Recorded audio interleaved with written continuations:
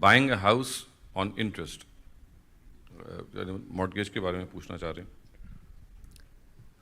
یعنی تصریح کیا انہوں نے اتنا ہی لکھا ہے کہ جو پہلی بات ہے اس کے تو کئی معنی ہو سکتے ہیں. مطلب غالباً یہ پوچھنا چاہ رہے ہیں کہ اگر سود انوالوڈ ہو اور گھر خریدنا ہو تو کیا خریدا جا سکتا ہے؟ مجھے خیال یہ آتا ہے کہ امریکہ آنے سے پہلے ایک مارٹگیج اور ایک نیل پالش پر ایک گفتگو ریکارڈ کر لینی چاہیے تھی. رائٹ. یعنی ہر جگہ یہی سوال ہوتا ہے. دیکھیے میں پھر عرض کر دوں کہ سود کیا ہے. یعنی سود کوئی مذہب کی ایجاد نہیں ہے. دنیا میں ہمیشہ سے سود کی کنڈمنیشن ہوتی رہی ہے. یہ بائبل میں بھی ایسے ہی ہے, قدیم تہذیبوں میں بھی ایسے ہی ہے. سود کے بارے میں فلسفی اور حکماء بھی یہی کہتے رہے ہیں. تو سود ہوتا کیا ہے؟ سود ان چیزوں میں ہوتا ہے جو اپنے وجود کو فنا کر دیتی ہیں.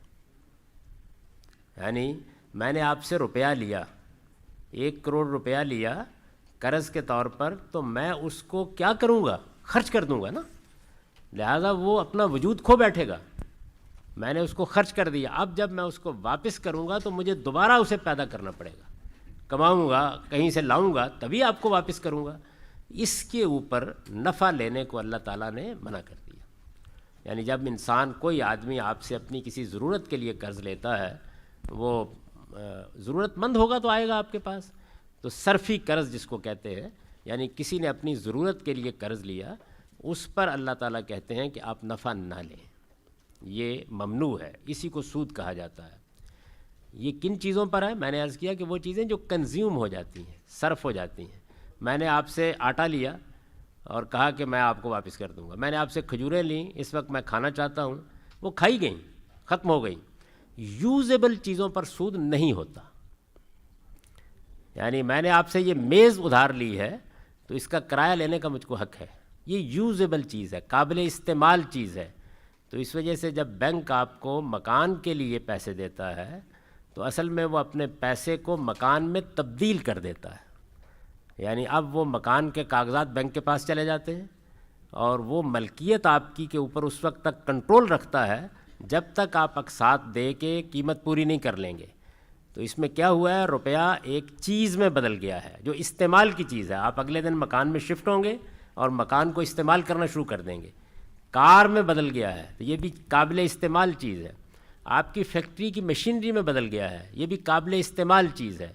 تو قابل استعمال یوزیبل چیزوں میں سود نہیں ہوتا. اس وجہ سے اطمینان سے مکان لیں, اس میں کوئی خرابی نہیں ہے. پہلی بات یہ, گاڑی, مکان, یعنی جب روپیہ شے میں بدل جائے, قابل استعمال یوزیبل چیز میں بدل جائے, کنزیومیبل نہیں رہا, تو پھر سود ختم ہو گیا. ایک بات.